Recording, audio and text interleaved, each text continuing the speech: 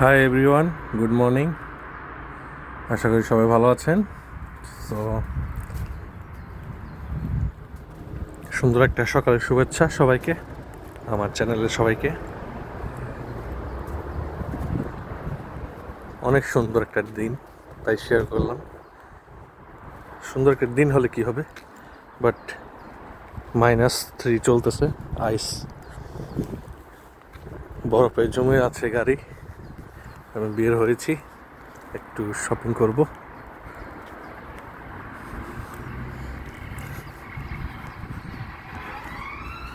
আর এই আমি রাস্তা দেখে পার হই। গুলি